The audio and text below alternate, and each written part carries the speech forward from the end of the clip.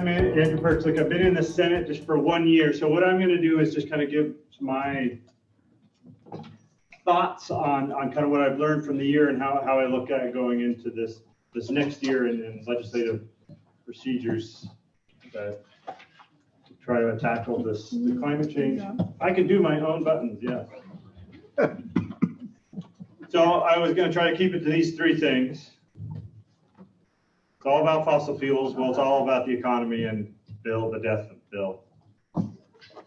That's leaving it on a high note. What? Bill died? Yes. And then turning it over and we'll get into some specifics. So I'm the co-chair from the Senate for the Climate Solutions Caucus that is developed in the legislature from the COCO's chair. And it's been a great experience for me to work with all the other climate activists that we have in the State House. We're very lucky to have folks like Representative Coburn in the House that is really focused on this issue. And it's been great to work with them over the summer and last legislative session on the things that we hear more from. So you've seen these kind of graphs. It's clearly that it's all about fossil fuels. And the reason I want to emphasize is that I think we're spending too much time just on messaging on talking about greenhouse gas emissions and talking about metric tons of greenhouse gas equivalents, because that doesn't mean anything. And if I go door to door, or I was at a community action event, or I was at the career center, talking to those people, if I talk about metric tons of greenhouse gas emission equivalents, they really gloss over it. They do not know what I'm talking about. Their interest really drops off. And so greenhouse gas accounting is important, and we need to do it, and we need to dedicate state employees to keep tracking it and reporting. And EAN does a great job on kind of deciphering that into easy graphics. But I want us that are concerned about climate change to focus on fossil fuels and reduction of gallons of fossil fuels. Because when we talk about fossil fuels, that's really greenhouse gases. You know, it's about 90% of our emissions in Vermont are fossil fuels. So if we can reduce fossil fuels to zero, we're basically reducing greenhouse gases to zero. And I think it's a lot easier for folks to kind of comprehend, because they know what a gallon of gas is. They know what a gallon of propane is, even though it's a weird measurement for propane. So I just want to focus our attention on gallons of gas. And that's the way I look at it, and the other work that I've done outside of my role as a Senate is we need to transform our complete economy that's based completely on fossil fuels. And this is a radical idea. And when we talk about percentages of reductions of emissions, it seems like we might be able to get there and still kind of maintaining our current process of being completely dependent on fossil fuels, even though you can, but we're not saying that. So I think another reason why we talk about reducing fossil fuels to zero, because it's a more direct conversation. It's saying we cannot do what we're doing today at all. We cannot burn any fossil fuels. And that's more of a direct conversation than just saying we have to reduce our emissions to zero. Make sure I say other things I don't want to talk to you about. And I also think gallons of fossil fuel is easier to track. Greenhouse gas accounting is complicated, and there's like special people that specialize in it. And we're about 4 years or 3 years delayed. So we're talking about what the greenhouse gas emissions were, or the metric tons equivalent, were in 2015. And we know what our gallons of fossil fuels sold were this year. In a month, we'll know what the 2019 numbers are. And we can really track progress in a more real time than we can with metric tons equivalent. And I think that makes it more real for the discussion and for policy makers. And again, it really will help us to focus on that we need to completely transform this our whole economy that's based on fossil fuels. And I've been focusing a lot on heating fuels. So just to think about this, last year, we burned 130 million gallons of heating fuel. Just a little over Vermont, 130 million gallons. So that is a lot of fuel. And you can sort of picture. I mean, it gets kind of weird when you talk about hundreds of millions of anything, but it's a big number. So to transform that number, so if we're serious about our goals, and serious about the climate goals or other energy goals, we have to get that to zero. And that is, it's going to be difficult. But I want to have that conversation and say, not are you just okay with getting to zero emissions, but are you okay with not burning any fossil fuels for heating in Vermont in the next 10 years? And how do we do that? It's 120 million gallons, and that's just heating oil and kerosene. There's propane and natural gas, and we still have people burning coal in this state. I'm working with a place down in Brattleboro that is trying to get off coal for a big apartment building. So yes, it's all about fossil fuels. That was the first point. So on to my second point, but I have some quotes that I developed from other quotes. So I read some quotes that made me think about this issue on fossil fuels. I don't know if you know the famous Einstein quote about simultaneously preventing war and preparing for war. It's similar to this fossil fuel issue. It's like, well, I get in this discussion a lot on wood heat, and if you want to later, we can talk about wood heating and like the biomass plant at Dartmouth College and things like that. But I hear a lot of people saying, well, we can't use wood for heating, so we're just going to have to use fossil fuels for a little bit longer, and then we'll get to this renewable future.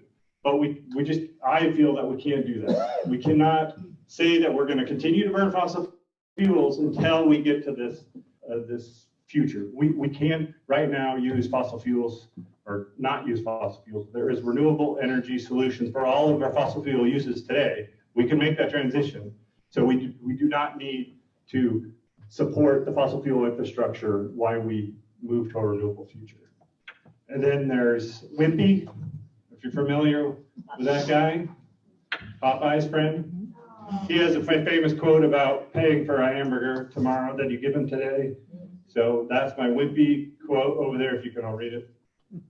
And then there's the Martin Luther King quote about injustice, threats to injustice anywhere is a threat to justice everywhere. And I think that's also something that we think about fossil fuel. Like you can say, well, here it's okay, but if you're supporting the fossil fuel infrastructure anywhere, you are supporting the infrastructure that we need to reduce to zero. So it's hard anywhere you're supporting fossil fuels in any sector of the economy to say like, well, it's okay for cars, or it's okay for this heating, this one project, like Dartmouth, like, well, just for these few years, we're going to do fossil fuels. I think that support for fossil fuel industry is a threat to climate in our efforts everywhere.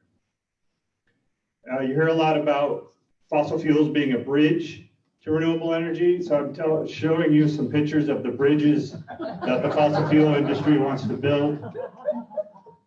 And that they really are bridges to nowhere. We should not buy into this. We should just focus on the renewable energy solutions that we know we can do today. And that's what I'm trying to do in my life and in my role in the Senate. And so the second point, which I don't have a slide for, is that it's all about the economy. And that is that there's huge economic development potentials for making the switch. It isn't an argument that fossil fuels are bad and we should just pay a lot of money to get rid of them. It's just that fossil fuels are not part of our future. We don't want to be supportive in any way. But the good news is we can switch to renewable energies for all those same uses, and it'll be cheaper in the long run. It'll be better for us in numerous ways. So why would we use a fuel that costs more, that is polluting our environment, that's causing climate change, that's toxic to touch or spill or anything, when the economic development is on the balance as on for renewable energy? When we buy fossil fuel in Vermont, or if we're buying electricity from fossil fuel in New England, all of that money leaves the state and it leaves the region. We're not producing any fossil fuel in the state or in our ISO control area. So there's the benefits. So every dollar that we spend on fossil fuels, 80 cents leaves the state. But if we spend $1 on Wood heating, 80 cents stays in the state. If we spend $1 on renewable electricity that was produced in Vermont, 80 cents of that dollar stays in the state. And that money cycling through the economy is going to be very beneficial for our economy and support the jobs and the transition in a way that's going to be an economic boom to the state and not an economic drag. So I think that is also where I try to lead the discussion with folks, is that there's a huge opportunity here economically for the state. And we should take advantage of it. There's no reason that I see to continue our reliance on fossil fuels, other than that it is such an ingrained part of everything that we do. It's a whole paradigm shift to think about this future and how we get there. And that's what we're working on. Yeah. So to lead on to what Representative Coburn is going to talk about in the Climate Solutions Caucus, I have a diagram here about the legislative efforts. I want to talk a little bit about kind of how we look at legislative things. Here's my diagram on bills dying. Often you see these things like how a bill becomes a law, and it's a happy little story about Bill and how he gets to become a law. Well, 90% of the bills die. And really what happens to all bills is they die. Like, that's really what happens to bills. Like the few that get through, I don't know if you can read it on here, but it's only about 10%. And this year that I did it, there was over 1,000 bills and only 170 got passed.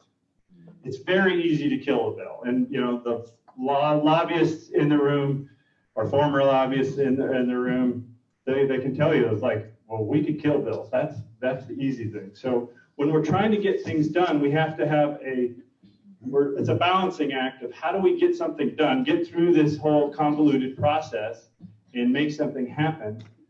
We want to get that done, but we also have big aspirations and we want to make big things happen. And we want to get it all the way to where the governor signs it. And I wanted to say a couple things about that, in that I hear a lot of people saying, well, pass the most aggressive thing you can and then just force the governor to veto it. And that'll be an election issue that we can bring up with the governor. But the issue is if it's a political loser, the governor won't veto it. I think that the governor is not dumb. The governor's staff understands electoral politics, obviously. So they're making a calculation all the time when a bill comes to the governor, whether to veto it or not. We want to get bills to the governor that the governor will sign. If the governor vetoes a bill, that's because he thinks it's a political winner to veto it. So if we got him a 60 cents carbon tax, a carbon tax, for example, that would raise fossil fuel prices 60 cents, the governor could veto that thinking, I'm going to win on this. So we don't want to give him bills that he thinks he's going to veto and is going to be a political winner. The only way to prove the theory is to have the election and see what happens. But they can message the veto in a way that's good for the governor, even though we think it's not. And so just making the governor veto aggressive bills is not necessarily going to help us in elections or in getting things passed. So a couple things that I just want to say going forward, in addition to the Climate Solution Caucus bills that Selena is going to talk about that I'm working on, is the thinking of bills that we can do that have a collective impact, because Vermont is small, even though I don't agree with the naysayers that say Vermont is too small to have an impact. Our emissions are small in the global scheme of things, but we can have a huge impact regionally with the other states that are much larger in this nation and nationally about their impacts and their influence. That if we need to work on things that can be messages to these other states. This kind of gets us what I was talking about with the governor veto. So if we do something too aggressive and it doesn't work, then we've really set ourselves back way too far. It's more efficient to take one step forward than to take two steps forward and then a step back. And a couple examples I use for other things I work on. Another thing I care a lot about is ranked choice voting. And the fact that Burlington had ranked choice voting and then they got it repealed, everywhere around the country, people that don't like ranked choice voting bring that up all the time. They're like, well, Burlington had it and then they voted against it. And this happens with Vermont's attempt to get universal health care. They say, well, Vermont had it, but then it didn't work, so states can't do universal health care. And they use those as examples for why it doesn't work. We don't want to start a program in Vermont on getting rid of fossil fuels, do it for a couple of years and have it not expensive or not work. And then the other states like, yeah, you can't do that. Like, look at Vermont, that didn't work. We want to have programs that are successful, that other states like, wow, look at that program. Vermont reduced their fossil fuel use by 50%, and they grew their whole economy and had more jobs and had more revenue. That's the program that we want to do in our state. And that's what things that I'm trying to work on. In that vein, on my transportation committee, I'm working on electric vehicle electrification issues that really other states can use as models that we can take much bigger. Because Vermont could get to zero on our emissions, and if other states don't see that as a path that they can take, then we're not going to get to our global emission goals. So I'm working on electrification. I can talk about that if you guys want to. Talking about fossil fuel registrations, where we have a lot of great fossil fuel companies in the state. And when I bash fossil fuels and say we should not burn any fossil fuels at any time, I don't mean to attack our local fossil fuel dealers. These dealers provide a very important service to Vermonters. They deliver fuel to the furthest customer that's on the longest dirt road at the dead end, and they will get them fuel 24/7, 365, and often work with them on payment plans and work with low-income folks. So they are important customer service companies, and I want to work with them on this transition. Some of them are interested. Some of them are working to this. And one thing that I want to do is work more with the fossil fuel dealers on making this transition. But right now, fossil fuel vendors are not, well, they're regulated in many different ways, but they're not regulated as an industry of vending fossil fuels. So I want to have a registration system for fossil fuel vendors, have a registry, so we can start working with it. We don't even know really who they all are. We don't have one list. Even Matt Coda of the Fuel Dealers Association told me, well, that would be great, because I don't even know who all the fuel vendors are. And then we can start working with them and getting reporting. Right now, we have a difficult time getting data on how much fossil fuels we use. Like if we want to break it down by county or by town, if like town energy committees or regional planning commissions want to like, how much fossil fuel do we use in our county? We can't get that. The fuel dealers have that info. So having reporting requirements equal to what the utilities do, I think would be very helpful. And I'm also working on a bill with Senator Pearson and others about changing our renewable energy standard, which will make sure our renewable electricity is 100% and that we're getting as much as we can locally. I would like to limit the amount of power the utilities are able to import from Canada and really focus in Vermont and in the New England, the ISO control area, where we get all our power. And I'm also working on a bill with Senator Polina on a Green New Deal fund, where a lot of these issues that we want to come up with run into this problem, get killed on this graph because the funding for it. And so we're working on a bill that would provide a fund that would be, his idea is to run it through a committee through the treasurer's office. And it would be $20 million a year based on a surcharge of those like 1% or 0.5% of Vermonters that saved over $200 million a year because of the Trump tax cuts. So there's $250 million a year that they're saving because of the federal tax cuts, that if we just took 10% of that, $20 million a year that they pay for the next 10 years that we make this transition off of fossil fuels, we think that's a fair way to raise the money to create the fund needed to make some of these transitions. So with that, I'll pass it on to Representative Covert.